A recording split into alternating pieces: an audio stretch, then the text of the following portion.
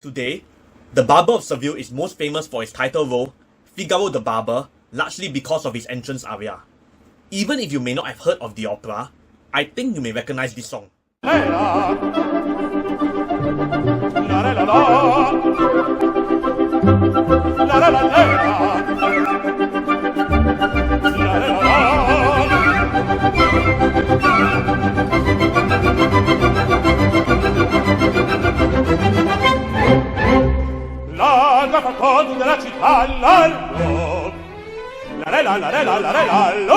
You wonder how the Barber of Seville earned its reputation as the greatest comic opera?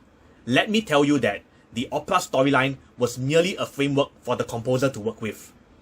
What gives the Barber of Seville its success is the sheer wave of comic energy that lies at the heart of his music. Alberto Zeda, the man behind the Rossini revival, once said that the Barber of Seville got its title because Figaro the Barber was the character who set the energetic tone of the opera. Hence, I'm going to use Figaro's aria as an example to show you what Rossini's music is like.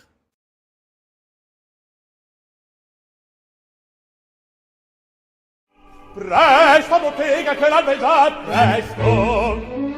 La re la la re la la re la la. Ah, che bel vivere, che bel piacere per un barbiere di qualità, di qualità.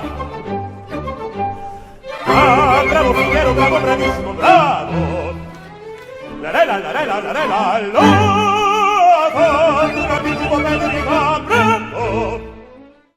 The majority of the arias in the opera, except Almaviva's aria that comes before Figaro's, follows the same pattern as Figaro's aria, whose energetic opening we heard earlier.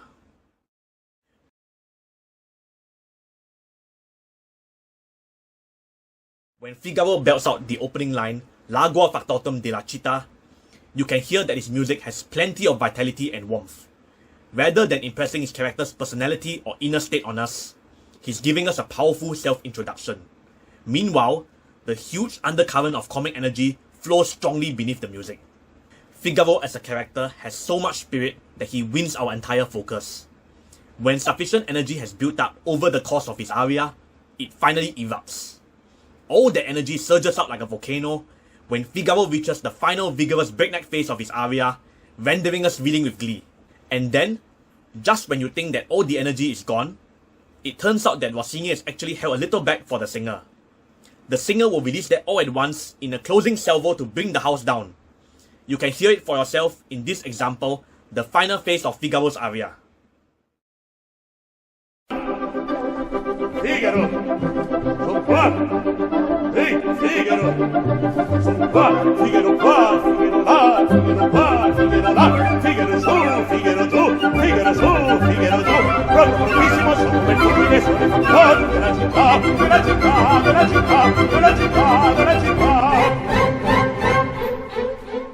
Bravo Figaro, bravo bravissimo, bravo Figaro, bravo bravissimo, ate fortuna, ate fortuna, ate fortuna, non mancherà. Ate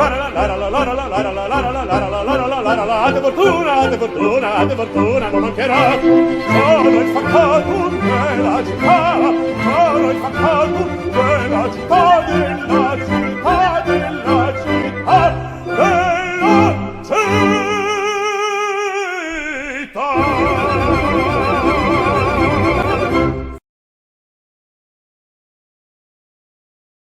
Figaro's aria is a showstopper, so are most of the others. Every one of these showstoppers is a classic concert number. Each in itself is enough to secure Rossini's ticket to immortality. Rossini is not done with us just yet. He has even more fun lined up ahead of us. His ensembles are awaiting us. I can't stress enough about the importance of ensembles in an opera. Again, speaking from personal experience, the ensembles are what makes a person willing and able to listen to a complete performance. This is contrary to popular belief that it's the showstoppers which pull in audiences, but think about it this way. If you enjoy the arias, there's no need for you to listen to a complete performance to hear them. You can always hear them elsewhere, either on a solo album or on YouTube. These arias are classics, so artists, both professionals and wannabes, will be performing them in their concerts or recitals. However, in the case of the ensembles, the only places you can hear them are the complete performances. The ensembles in an opera are literally what kills newcomers. They may contain the bulk of the drama. However, the problem is that these are the longest parts.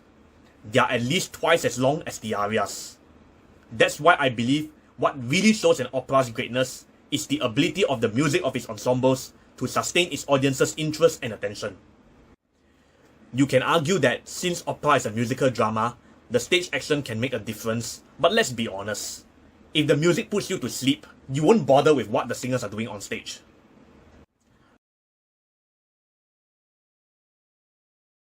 Luckily, in the Barber of Seville, Rossini exhibits such brilliance and mastery of his craft that the music of his ensembles will not only not put you to sleep, but will actually make you more awake. This was the first opera I could listen to complete. Prior to that, I did listen to several others, but it was only this one that I could sit through entirely. It was because of the ensembles. All except one of the Barber of Seville's arias are in the first half of the opera. The opera is about 2 hours long. By the time the first hour is up, you have finished all the arias. There's still an hour left before you can reach the finish line, but you can't get there until you clear the ensembles that dominate this section. Fortunately, the ensembles in the Barber of Seville are truly among the best to be found in opera, so I could last through the whole thing and live to tell the tale. The huge undercurrent of comic energy in the Barber of Seville doesn't just flow beneath its arias.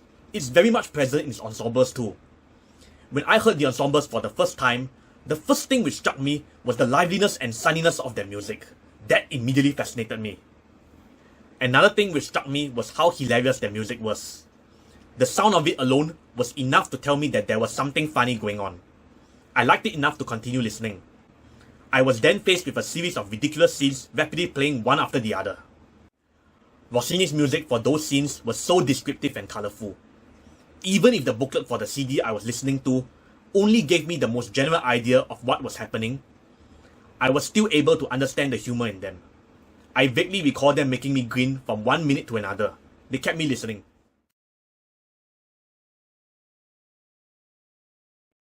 To let you have a small taste of one of those ridiculous scenes, I'm going to play one of the scenes from the part where Almaviva, Rosina and Figaro send Don Basilio packing. The section is literally the scene where the three of them say goodbye to him.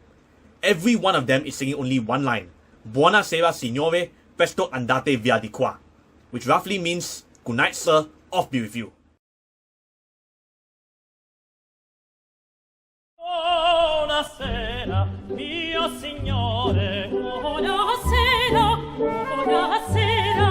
Buonasera, mio signore. Presto andate via di qua. Buonasera, mio signore. Buonasera, buonasera. Buonasera, mio signore. Presto andate via di qua. Buonasera, mio signore. Buonasera, buonasera. Buonasera, mio signore. Presto andate via di qua.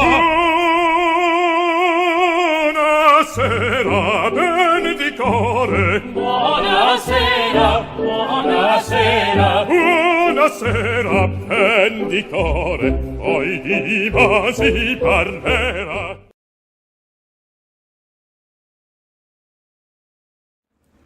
Rossini has a truly robust sense of humour in being able to compose such mischievous music based on an ordinary line like that. This was the same man who was said to have such an aptitude in setting words to music, he could turn a shopping list into a song. I've always felt that the only other composer who could compete in terms of that was the fella who invented the can-can.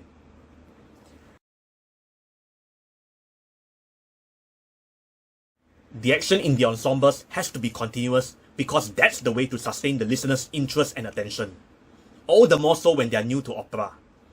With his exceptional creative powers at his peak at this stage of his career, Rossini accordingly kept a pipeline of musical jokes running throughout.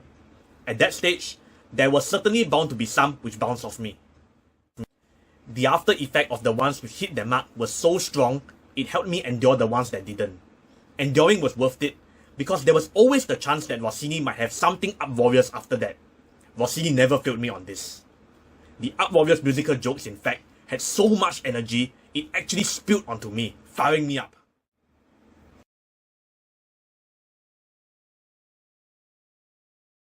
To give you an idea of the uproarious musical jokes, I'm going to let you listen one more time to a scene I already showed you. That's the part where Dr. Bartolo throws Don Alonso and Figaro out of his house when he catches Don Alonso saying sweet nothings to Rossina. Earlier, what I wanted to show you was the physical comedy in that scene. Now, I want you to concentrate on the music for that scene. When you listen to it, are you able to tell that Rossini's music sounds as though he's whipping up a storm? This is what I mean by his uproarious musical jokes.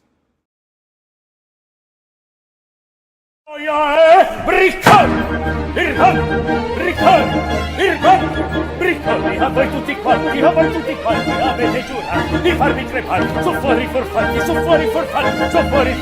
vi voglio accopare. La testa vi gira, mazzito Riccone, mazzito Irgonte. La testa vi gira, mazzito Irgonte.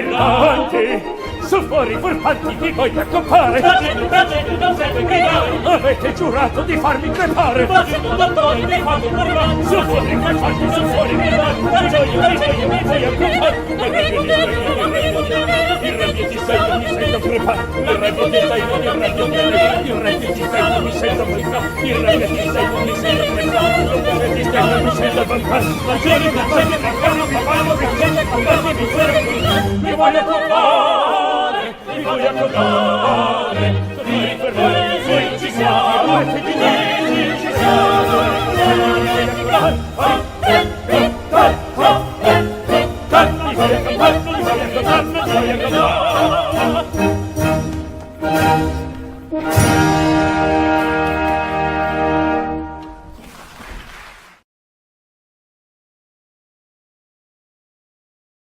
Did you notice that in this episode, I'm recycling musical examples that I've already used? This is why The Barber of Seville is such a great comic opera. We can listen to his music in different ways.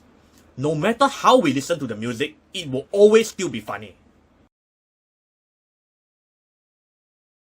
When I first listened to The Barber of Seville, I enjoyed myself so much that I could feel a slight pang of disappointment when the opera's final musical number ended surprisingly quickly.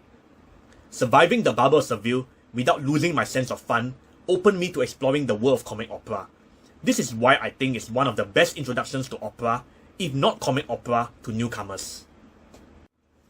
Rossini's The Barber of Seville set a really high bar in the art of comic opera. Every one of his musical numbers, aria or ensemble, is first class. Rossini has such confidence in them, he himself said that the entire The Barber of Seville will outlive him. If you had fun watching this video, please help me like it. If you'd like to continue chasing this series, please subscribe to my channel.